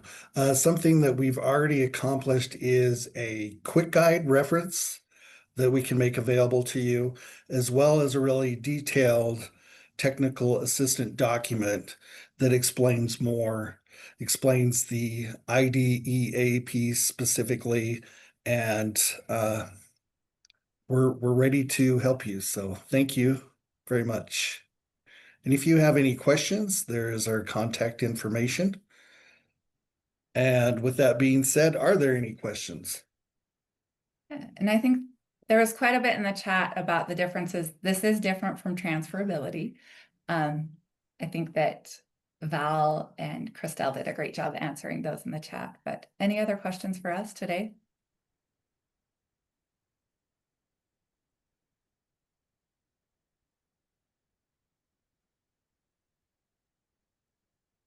Okay. Okay. Thank you for your time. Thank you, Jerry. Thank you, Sarah. I think there was an important question in there that Val answered, and she answered it appropriately. The question was, is this a new thing? No, it isn't. It's been a provision in the statute, a flexibility in the statute for a long time. It's that I think through the mechanism that we use for financial administration, Utah grants, we've had some struggles in identifying how to document things or how to implement this particular provision. I know Jerry and Sarah, I worked with Jerry a lot constructing that quick guide on how to do this, and he spent a lot of time doing that. So these two resources, Jerry and Sarah, are very valuable. If this is something that you perceive that would be valuable for your school-wide program, this would be a way to provide flexibilities in serving all your students and their specific needs. So thank you, Jerry and Sarah. I appreciate it. Thank you. Next on our agenda, I will also turn the time over to Val because she's more technologically savvy than I am, and we'll let her run her show regarding supplement and not supplant methodology. This is something that comes up and is a provision in the law, a requirement. Val, I will turn the time over to you. Okay, are you seeing my slides? Yeah, but we're not seeing it in presentation. There, it's in presentation. Now, how did you do that? Max, Sarah's going to give you a tutorial on this. Probably won't happen today, but good. Yeah, not in time for today. And I do want to thank Jerry and Sarah because it has been a long time coming. It's one of those things that, you know, as monitor of Title I, it was kind of outside my realm and pretty much outside the ability of Max and our Utah grants financial system to be able to accommodate. So this is a very exciting opportunity. Again, one more reminder, you do need to have schools that are operating school-wide programs. So most of our charters operate targeted assistance programs, so you would not be available.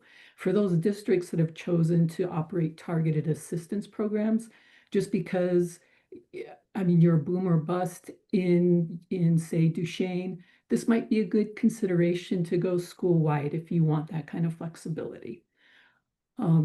So with that, let's change the subject to talk about Title I supplement, not supplant methodology and this year's DMI. We used this graphic last year at this time to talk about comparability of services. And that, in my opinion, is a much more complex topic than today's focus of supplement, not supplant. Title I has 3 fiscal rules, and all of them have to do with the use or allocation of state and local funds, which makes it really confusing because most people are like, okay, we're talking about Title I, the fiscal rules, they must be governing the way that we use Title I funds. But what these 3 fiscal rules are for is to ensure that these funds, like Max said at the very beginning, are a supplemental layer. So supplement, not supplant, is a kind of guaranteeing that Title I schools are getting all the state and local funds they would receive had they not been designated Title I. So the three rules also include maintenance of effort, which I have a lot of information in the DMI on that particular item if you want to research more about that. Now, earlier we had Ryan talking about the ESEA Now newsletter, and earlier in this month there was a quiz about supplement, not supplant, so I'm going to give you that quiz in case you missed it. Does a local education agency need to demonstrate that each of its Title I Part A expenditures is supplemental in order to comply with this requirement? So the choices are A, yes, B, it depends, C, no. Now, I usually ask you to participate in the chat, but today, just think about your answer in your mind. And the correct answer is no. When this whole flexibility came about for consolidation, this was during ESSA, the same flexibility was extended for supplement, not supplant. So instead of having to examine every single cost and expenditure to prove that it was supplemental, LEAs now just have to have a methodology for the way they allocate funds. Now notice Title I is the only title that has this flexibility. Other titles have different requirements. So just a brief reminder, back in 2015, 10 years ago, the Every Student Succeeds Act amended the Elementary and Secondary Education Act, replacing No Child Left Behind. So it was during No Child Left Behind where you had to prove each cost was supplemental. Now with ESSA, it's that methodology. How do you allocate your state and local funds? Now, Congress was kind enough to give you from 2015 to 2018 to develop your supplement, not supplant methodology. So 2018 was the very first year you had to upload your supplement, not supplant methodology to the DMI. So that was 7 years ago. Well, in those 7 years, LEAs have lost track of their methodologies, or they've forgotten they needed to have them. A lot of people confuse their comparability policy with the supplement, not supplant methodology. And finally, Title I directors have this information of supplement, not supplant methodology. Business administrators are the ones allocating state and local funds, and sometimes they fail to communicate with each other about this requirement to have this methodology. So how are we going to make sure everybody's on top of this? Well, a new clarified DMI requirement. So if you are working with a multi-site charter or district, you will have a DMI question you will have to answer in item 44. If you're a single site charter, you're off the hook. This won't even appear for you. So right now you can take a stretch break, but you only have about 3 minutes. So you'll complete the first section of the form, and I'll put all this information in the chat once I'm finished.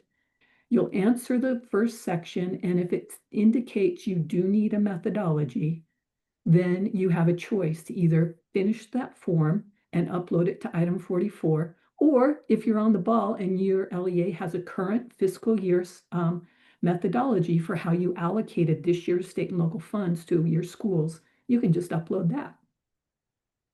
So here is a screen grab of the first section of that DMI item 44.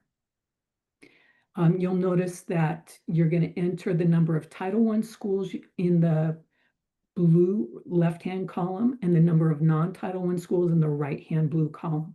And then once you do that, the methodology is going to change to yes if you need a methodology for that grade span. If you happen to have elementary, middle, junior high, and high school, so you have 4 grade spans, I have an extra line there so you can use that. So let's see how this works. I have to come out of presentation mode for this Excel piece to work. So the form in the DMI is a Word document that has this Excel object embedded in it. So all you need to do is double click on it, wait for a second, and then it will allow you to edit. So I'm going to pretend like my LEA has 5 Title I schools at the elementary level and 4 non-Title I schools. And I'm going to click in this column and it changes to yes. So now I know my methodology has to include at least elementary schools and show how elementary schools are allocated state and local funding. In my middle schools, I'm going to pretend like we have 1 Title I and 3 non-Title I schools. And so yes, I need a methodology for that grade span as well. And in high school, we don't have any Title I high schools, but we have 2 non-Title I schools, and that stays no. Basically, you need to have at least one in each column to have that methodology. So if I'm Gary in North Summit and I complete this, I'm going to have 1 elementary Title I and 0 non-Title I, and I'm going to have no, and then no middle schools either. So North Summit is off the hook. All they have to do is fill out that first section. Same with Daggett. They just have 1 high school that is Title I and no non-Title I schools to compare it to. So if you go to that first section, you go through this table, it will help you understand if you need a methodology. Now let's look at, let me get back to the slideshow. Let's look at some examples of methodologies real quick. There are tons of resources available to you for this. You could allocate your state and local resources based on characteristics of students, so student groups, basically a weighted unit. Or you could distribute those state and local resources based on the staffing and supply. Or you could do a combined approach. Now, we know that the way you allocate state and local funds in your LEA are much more nuanced. So these are going to be oversimplified. So in example 1, it's the weighted per pupil funding. So let's just assume that for every student, we're going to get $7,000 for that school. And for every low-income student from a low-income family, an additional $250. If they're a multilingual learner, additional $500. A student with disability, additional $1,500. And a preschool student, $8,500. And what would that look like when we calculate it for a school of 450 students with each of those different student group numbers identified? Well, if we multiply 450 by 7,000, then we get just over $3 million, and we add in those student groups, that's about 3.5 million that we would allocate to that school in state and local funding. So one example. The next example is with resources based on staffing and supplies. So we have 1 teacher per 22 students at $65,000 per teacher. 1 principal per school, 1 librarian per school, 2 counselors per school. And then for instructional materials and supplies, including technology, $825 per student. And then we multiply that by 450 by that 825, 21 teachers in a school of 450 to get just over 2 million in state and local funding. And then our third one is the combined approach. So you can see we have the principal, librarian, counselors, and then we do the student allocations based on student group, and then the calculation is there. Now, once again, it's very nuanced for your LEA. You already know how you calculate this. You just need to make sure, because there's no prescribed way to do your methodology, that you make sure that your methodology distributes state and local funds in a way that does not take into consideration state and local, Title I designation. Now, I'm going to put these resources in the chat because I know most of you want the links immediately. And hopefully Max just emails these out so that people have the slides immediately without having to wait for them to get posted. So I'm going to put in the DMI form now. You can get that completed and uploaded to the DMI item 44 today. I created a guide to creating a supplement, not supplant methodology. The federal government has non-regulatory guidance, and our USBE program handbook has pages 49 through 54 dedicated to supplement, not supplant. And finally, a DMI reminder. It's always due December 1st. However, December 1st falls on the Monday after Thanksgiving holiday. So I'm hoping all of you will have this done by November 25th, so you don't come back to it after that break. I will upload the link to the DMI so you have that, the step-by-step tutorial. Use the timestamps underneath the video so you don't have to watch the whole thing. And then remember, we have an office hour directly after this meeting where you can come ask specific questions to your LEA. It's not going to be a simulation. It's just going to be answering your questions. Okay, so I'm going to come out of the share and see if there are any questions.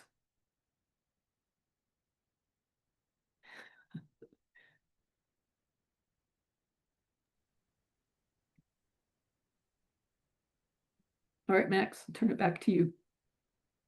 Val, thank you. Much appreciated. And again, Val has set aside specific time after this meeting where if you do have questions about that or the DMI, she'll be available there to answer those specific questions for you.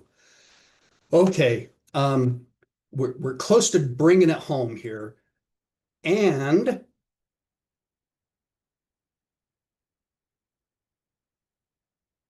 how about that? Is it showing the presenter mode? Yes? Yes, it is. Oh, see, Sarah came in and showed me how to do this. So thank you, Sarah. So I'm going to spend some time, and it depends on where you fall, on which side of the battleground you fall, whether you think DC's been super active or there's been a lack of activeness back in DC. But I want to give you updates as of today. We work pretty carefully with our membership, Council of Chief State School Officers, who works very closely with their contacts in DC and Congress, the Senate, and the House in determining what's happening there with regards to federal funds, specifically education funds. So here is the most current update. So as you know, the federal fiscal year ends here in just 5 days. And as of today, Congress has not come to an agreement to avoid a governmental shutdown. So what they are trying to work on is a continuing resolution that will continue to fund the government up until November 21st. So it did pass the House. The Republican majority House passed 2017 to 2012 to pass the continuing resolution. However, when it went to the Senate, so Senate committees, you have a Democratic Senate committee and a Republican Senate committee. They require each 60 votes to approve the continuing resolution to avoid shutting down the government. As you can see, 48-44, 47-45 did not pass. So we're still waiting to see if they can come up with a continuing resolution. So what we have been told is that essentially there are some pieces that the Democrats want in the continuing resolution regarding health care and a couple of other things. And so unless there is a bipartisan agreement on those specific things, when these 5 days hit on September 30th, there is not a continuing resolution agreed upon and voted on, the government will shut down. What does that mean for Title I? I put a link here to a memo that came out from the CCSSO, who has been following this closely and communicating with insiders in the House and Senate in Congress. And essentially what they have said is not a lot will happen with Title I. You may or may not know the federal fiscal year begins October 1st.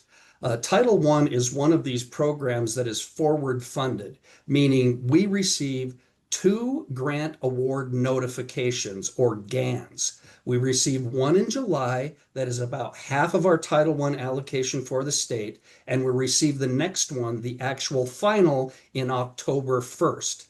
If the government shuts down on September 30th, what impact does that have on the October 1st GAN, meaning all of the funds for Title I will be allocated to Utah and the other states. Subsequently, allocations out to our LEAs.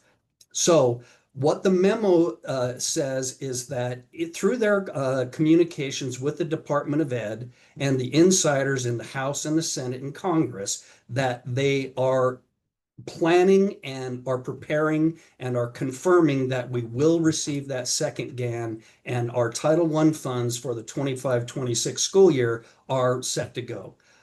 Now, maybe in the next 5 days, Congress really makes a move, the committees make a move and come to an agreement. They really have a lot riding on that, so I'm assuming they're working really hard.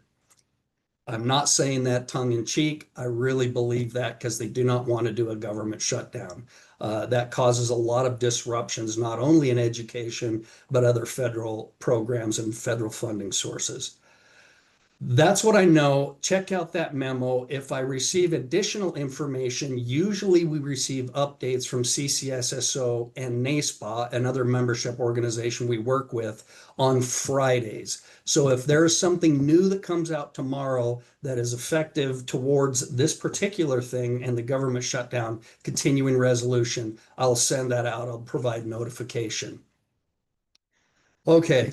One of the things that we wanted to talk about, and it's pretty timely, when we put together agendas for our Title I directors meetings, they're largely in response to requests from the field. So requests from you, please talk about this item, or they are mandates from the state board or leadership that they say, you need to talk about this, or they are items that we have seen or seen concern, areas of concern that have come up multiple times. And so one of these things, and it's quite timely, as I talked about at the beginning, our financial operations is in the process of preparing to receive applications for the 25-26 Title I funding. So in that process, you go through pieces of providing information where you talk about, based on your identified needs, how are you planning as an LEA to use Title I funds, and then how those expenditures are going to be used. Just as a reminder, we've talked about this in these meetings a number of times. So when Congress releases the funds to the Department of Education, the Department of Education has to come up with a methodology of how they're going to comply with the federal statute on allocating Title I funds. Title I funds are extremely complicated in the allocation process. They are based on annual updated poverty estimates from the Census Bureau. And it's not the previous year's Census Bureau survey results, it's a 2-year delay. So that even causes a little bit more confusion, complication, and the estimates become a little larger, how it applies to this year's funding. So the federal funds that are allocated for Title I are required by statute to be allocated 4 different times through 4 different funding grants: basic, targeted, concentration, and the EFIG. Each one of these has its own level of eligibility. You have to be eligible for that specific grant to receive funds under that specific grant. The way that the Department of Education does it is by district boundaries where they have collected survey responses. So every 10 years, so in 2020, they did a decennial census, meaning those Census Bureau surveys were sent to every household in the United States. And in the next slide, I'll show you, it kind of demonstrates how that impacted. Then every other year, in between the decennial census periods, they do random sampling. So they send them out randomly, those surveys, and collect them. And from those survey responses, they determine numbers and percentages of students in that category of experiencing economic disadvantage, but they do it 41 times in Utah by district boundary areas.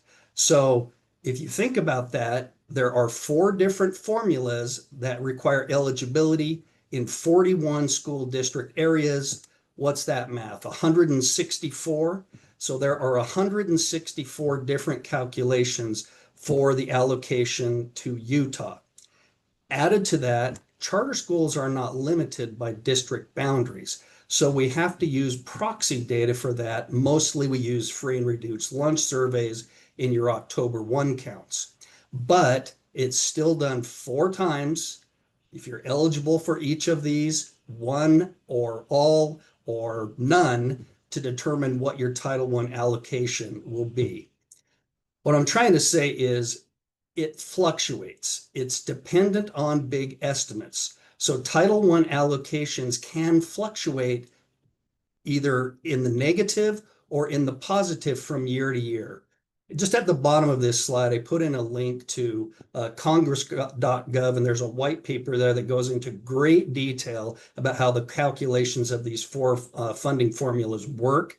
If you're interested or you need to get to sleep one night and you can't, I suggest reading through that.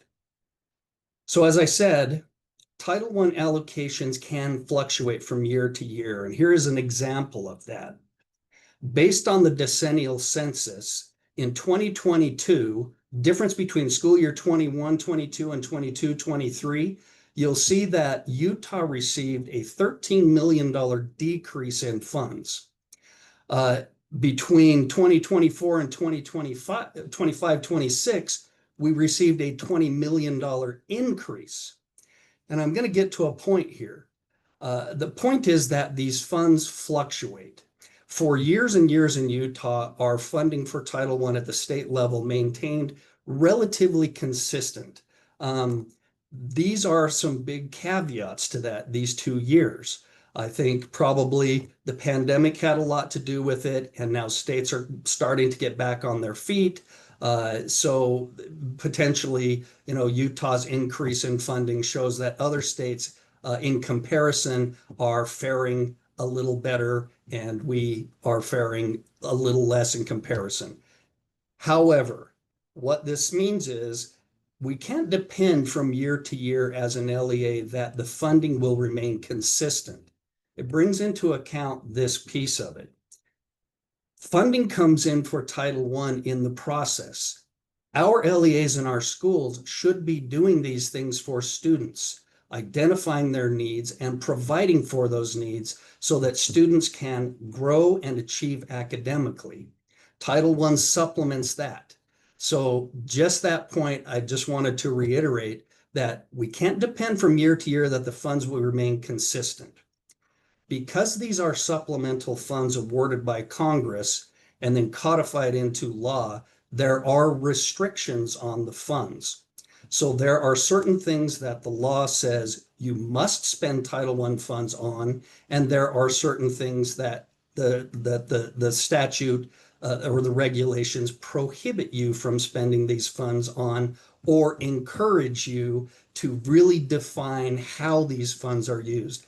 And I'm going to spend some time talking about the allowability of these costs, the context of which the lens at USBE that we look through when you submit an application and tell us how you're going to spend the funds, or you submit a request for reimbursement or a budget revision, and the lens we look through to make sure that those particular expenses are in compliance and in line with the spirit of the law, or how the funds are supposed to be used.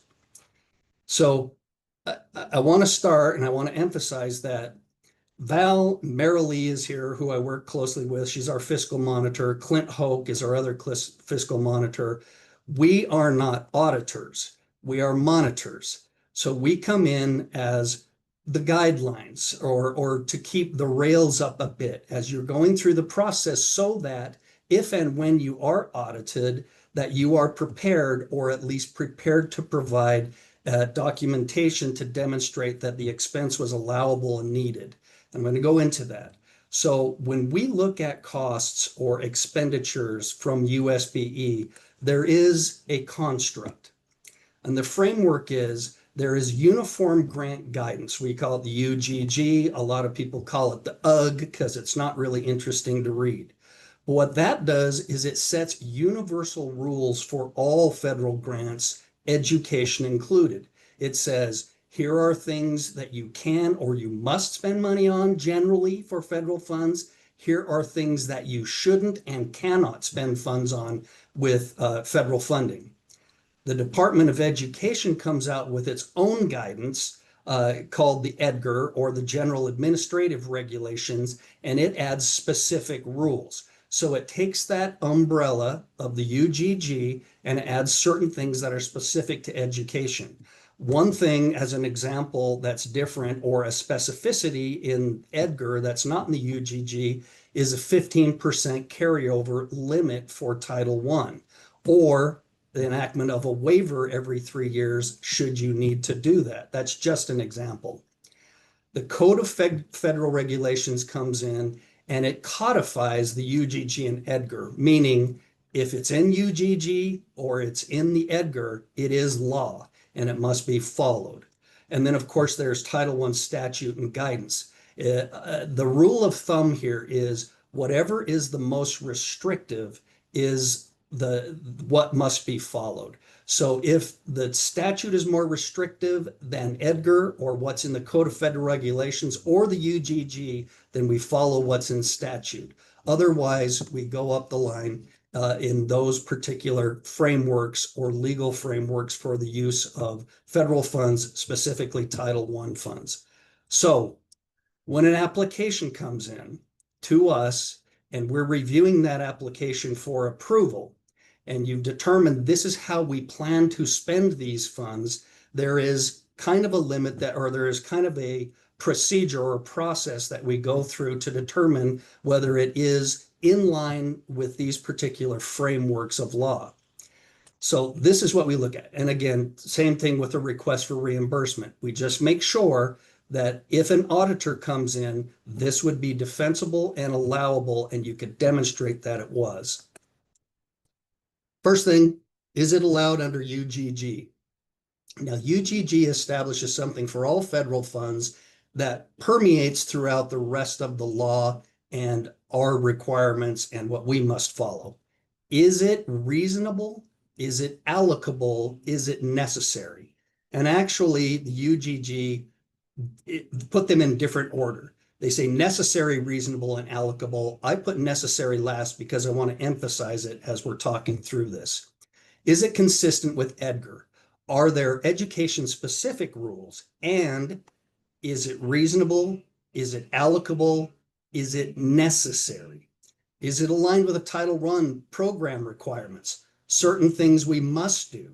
An example, and it must, generally speaking, what we're trying to do is improve academic growth and achievement for students in those schools. So is it supportive of that? Is it in those requirements? Is it reasonable? Is it allocable? Is it necessary? And then is it compliant with state, local laws and rules? So we have Utah State Code. One of the things that would be an example of that affects Title I or affects our school in general is state standards, or the type of assessment that we're using to determine growth and achievement towards those standards. Utah State Board rule, an administrative rule, an example would be mechanisms or exams that paraprofessionals can take to be determined qualified to work in Title I schools. And again, I can see the chat here, so if you have any questions as I'm going through this, let me know. So going back to that number, those 3 rules that are set aside and permeate through all the legal requirements of the expenditure of Title I funds. And I'll read this one because I quoted it directly out of the law, and I love the way it's written. A cost is reasonable if it does not exceed an amount that a prudent person, not a prude, but a prudent person would incur under the circumstances prevailing when the decision was made to incur the cost. I just love the way that's written. I don't know who writes these things, but I don't think they were English majors. I'm just saying. So a cost is reasonable if it's ordinary. So the purchase of a speedboat would not be an ordinary expense and would be a red flag that there would be additional questions about. Is the cost sound business practice? Something our Deputy Superintendent Jones always says, is the juice worth the squeeze? So is the purchase of that time, that staff time, that material, that technology, is it the best purchase to get the result we're looking for? Comparable market price. Could that service, could that material, could that technology be purchased? Could that same thing be purchased at a cheaper cost somewhere else? And prudent judgment. This is something a prudent person who is thinking about planning for the future, planning for sustainability, that is in the construct of reasonable. Something that we ask when expenditures come in and we're determining whether that expense is allowable. To be allocable, a cost must directly support those Title I goals. So we're improving academic growth and achievement. That is the ultimate purpose of the expenditure of the funds, to supplement all those activities. Is it aligned? Does it directly support it? Be proportionally distributed. So if something is purchased with 100% of Title I funds, its use must 100% of the time be supporting those activities, those materials, that staff time towards achieving those Title I, those academic goals. Be documented with reasonable method of allocation. An example with this would be time and effort documentation that we request all the time. Or we have, I know Merrill Lee looks at that when we do monitoring visits and she's looking through the fiscal pieces of it. Is that person's time being utilized? How much of that person's time? So it is a shared cost. And this is the most important one. And generally, when we're reviewing allowability of costs at USBE, we start with this. Is the cost necessary? Does it directly support the activities of those academic goals for your students? Would the program or would the implementation of your plan and the use of Title I funds, could it happen without this expense? Would the program be unable to function effectively without it? Is there a clear programmatic justification? Now, I would stop here. Can you explain how the cost contributes to the success of Title I activities? Very often, and I understand the difficulty in this, oftentimes receipts come in from your schools if you are a district LEA. Those receipts go to the business administrator. The business administrator just tacks them on in the reimbursement request. And in a budget narrative, it just says, well, these were our costs. There's no explanation of how that specific thing would contribute to the goals of the Title I, the academic goals.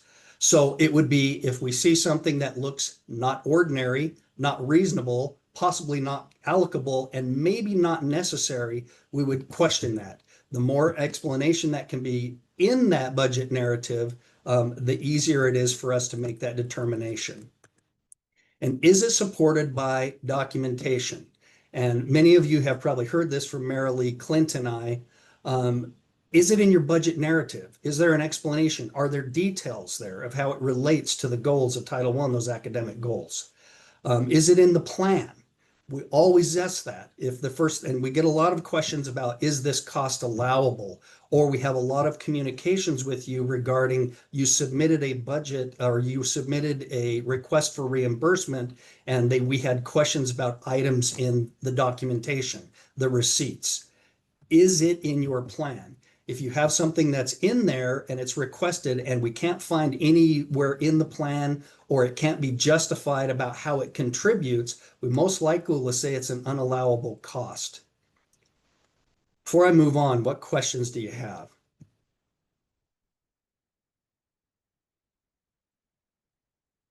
Okay.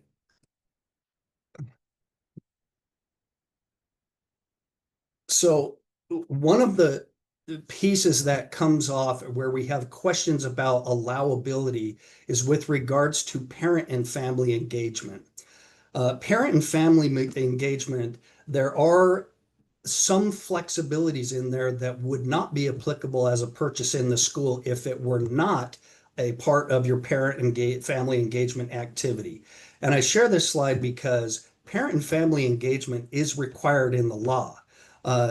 Title I, Section 116 puts certain things in there specifically that you must do, whether you spend your Title I funds on it or not, because you've accepted the funds, you have to do these things. Things like parent and family engagement policy, a parent and family engagement compact, and then Section 8101 actually provides the definition in the law of what is included as parent and family engagement. Now, in the law, they're still using, or it's still cited as that antiquated term, parent involvement.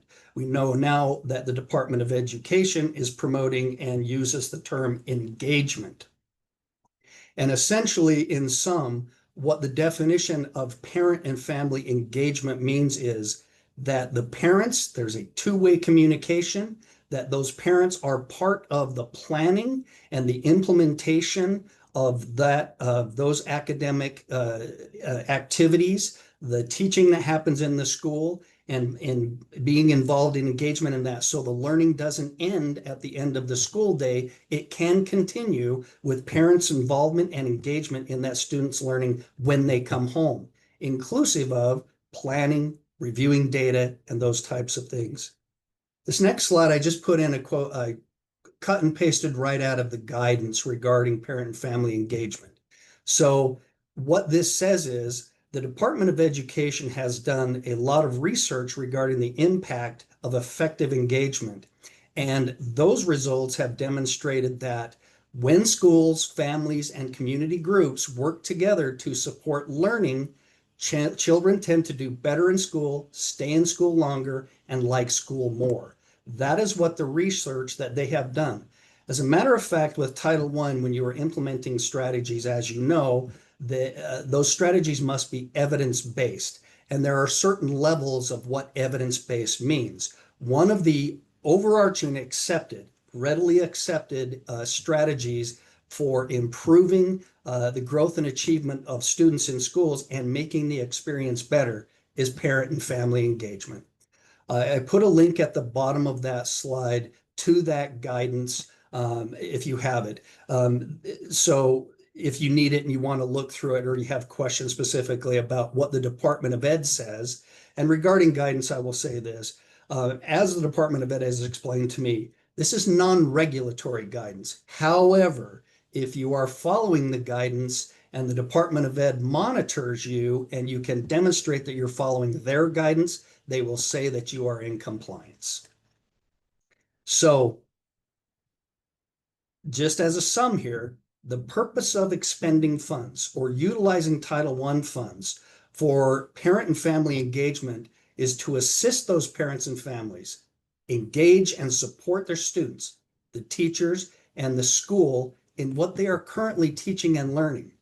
So in the event, the best would be if this is what the students are learning this week, this month, this quarter, those parent and family engagement activities are there to have those parents engage in that process, know what's being studied in school, and know how to support those students and how to support the school and the teachers in that effort. To remove reasonable, allocable, and necessary barriers to make that happen. And then to document, we're spending Title I dollars on this thing because this is how it is aligned with our goals and to better improve the engagement of parents and families. So these examples of allowable parent and family engagement expenditures are ones that have come through that we as a team have reviewed, have asked questions of the Department of Education, have looked through the documentation in ESEA Now, and found that these would be allowable uses of funds for Title I for parent and family engagement. These are examples. Workshops or training sessions on how to support learning at home. Academic activities such as literacy nights or math nights, better if they're aligned with what the students are currently learning in school. So the parents are up to date. They know how to, in real time, support those teachers and support the school in those activities. Translation. This is, Christelle talked about this. You can spend Title I funds for that purpose. Parent resource centers, this would be more an LEA use of set aside for parent engagement materials, but we have seen it happen. The request has come in, we've reviewed it and researched it and found that it is allowable. Technology training for parents to access school platforms, their SIS systems. What is that? Class Dojo, something like that. You can use Title I funds to set aside time to work with parents to understand how to use those things. Staff training to know how to effectively engage families. Transportation. This is where we're talking about more than the activities we're doing to improve parent and family engagement in student learning, but removing barriers to them doing that. If transportation is a barrier, I know this is a conversation we've had with San Juan District where sometimes parents are way away from the school, and this would be an expense necessary that those parents could come to the school and participate in these activities. Childcare. You can use Title I funds to provide that care so parents are not distracted as they're pursuing these engagement activities. And again, are these expenses for things reasonable, allocable, necessary? Like if the only time parents tell you they can, through your communications with them, participate at the school is during mealtime, then you can, in a reasonable, allocable, and necessary fashion, provide light meals or refreshments.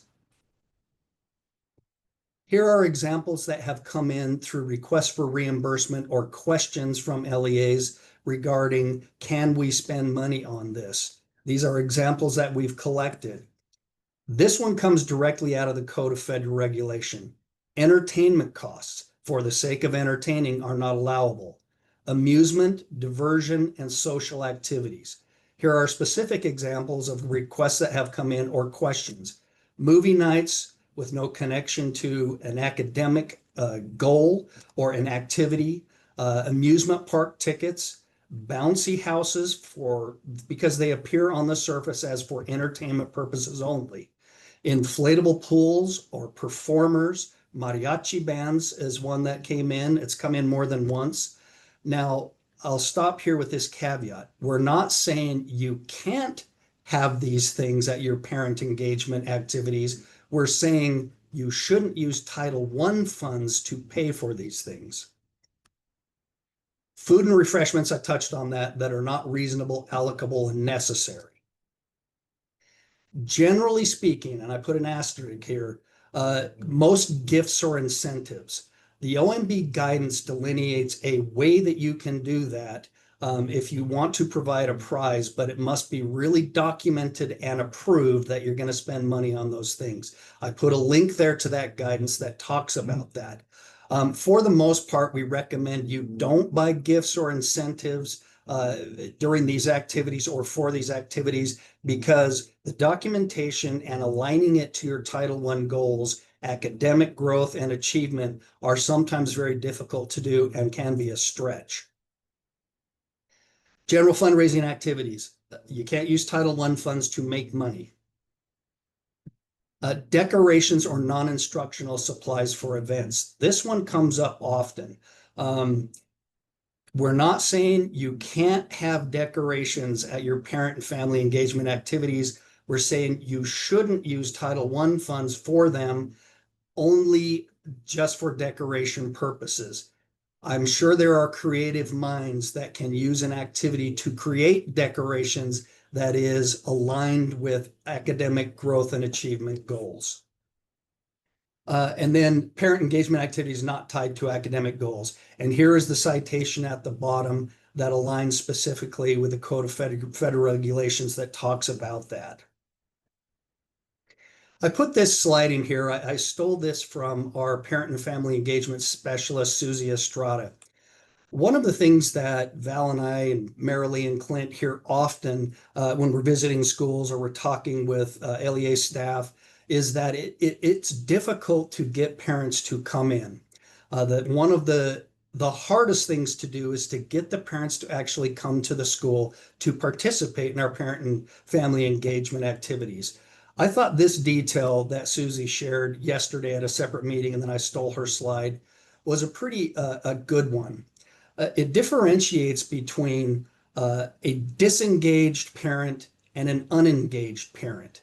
The definition under the Utah Code of a disengaged parent is actually educational neglect. It occurs when a parent fails to make good faith effort to ensure their child receives an appropriate education, meaning they are decisively deciding, I'm not going to participate in my student's education.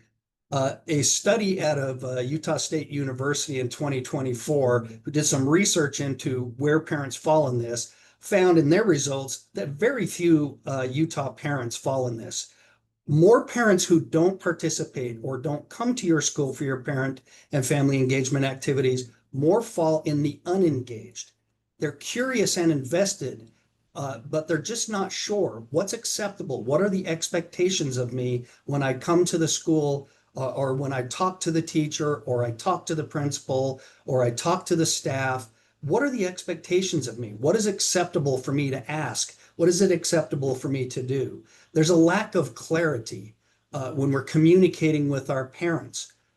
What are our expectations? What exactly is happening? What exactly will happen if you come to this parent and family engagement activity? There's, it could be a language issue. It could be another issue that there's just discomfort in reaching out, or they're just unfamiliar. They haven't spent a lot of time in your school, or they haven't spent a lot of time in any school. I just put this in here as a determination because we oftentimes hear one of the greatest barriers is just getting parents to come in. Just sum it up again, one more time. The purpose of parent and family engagement. Should you receive Title I funds, you agree to accept those funds, there are requirements. Efforts towards parent and family engagement is one of those statutory requirements for Title I. Its purpose is to assist those parents and families engage and support their students, the teachers in the school, and the school in general in what they're currently learning, to remove barriers to them participating and engaging, removing those things that would prohibit those families from coming in and talking with those students, talking with the teachers, talking with the administrative staff, and document. The more documentation you can provide that demonstrates how that expense aligns with removing the barrier for those parents to participate, or how that expense aligns with the academic goals, then more likely that thing would be allowable and approvable. This is timely as you're preparing to prepare your applications for Title I funds. Take these things into consideration, this lens. And of course, should you have questions, please feel free to reach out to me or Marilee Wendell, who's also here. Val can assist in those things too, and Clint Hulk as well, because he participates in all those meetings.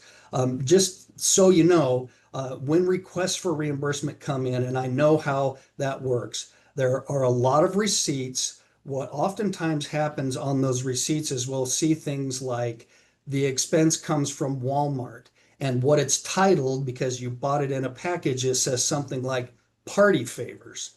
And there's no description for us to see what party favors means and how it aligns to academic growth and achievement of students in those activities, it'll be a red flag for us. We know you may be using it for an allowable use that aligns to those things, but because it says party favors, we're unsure, so we'll start asking questions. So I know a number of you have experienced that, where we've come back with questions for you before we can approve it. And in some instances, the expense was made and it's just not approvable and we can't allow it. So if you have questions as you're preparing your application, and we're getting towards the end of the fiscal year, the September 30th, and you're submitting reimbursement requests and you have certain questions, please reach out to us, because if we see those things come up, we will be reaching out to you. What questions do you have about those slides that I shared?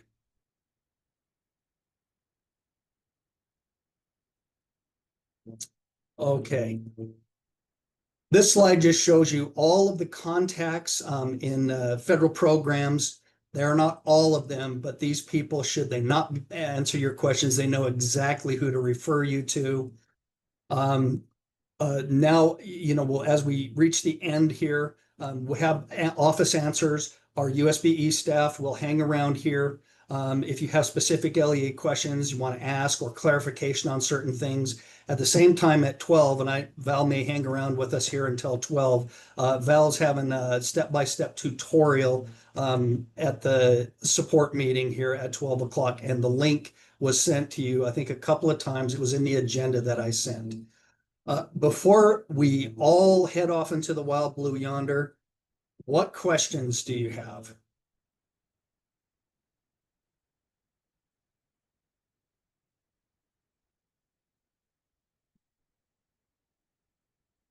Okay. Folks, yeah, please. Can I ask you one question? And that is it possible to get a copy of the chat? Copy Does that what? ever happen? Copy of the chat conversation? That's a good question, Jerry. I don't know that. Is anybody familiar with Zoom and know if the chat, hopefully it will be in there when we're recording this meeting. So True, when so we it should get be it listed. uploaded, hopefully it will be in there. That's All a good right. question. I don't know the answer to, Jerry. Thank you. You I have can say, oh, sorry. You can save a copy of the chat just by going to the three dots at the top right-hand corner. Hit save chat, and then you can see it in your Finder. Oh, yay. Grandpa here thinks Sandy Grandpa here doesn't know how to use everything. Thank you, Karen. That's I think it was helpful. Karen Thank you that very said much. that. So when I moved offices, I lost the majority of chat. So can somebody save theirs and send it to me, pretty please?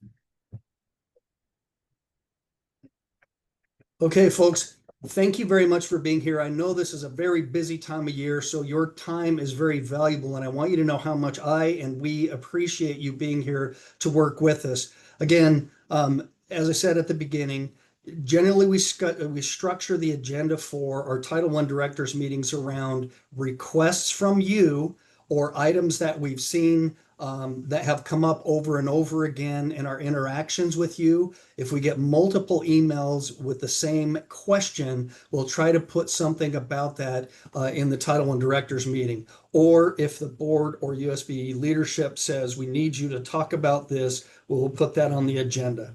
So our next meeting is in November. And if you have items that you would like on that agenda, items that you are concerned about, items you have questions about, please reach out to me. Please send me an email with that item, and we will do our best to get that on the agenda and make sure we get that covered. Okay, folks, thank you.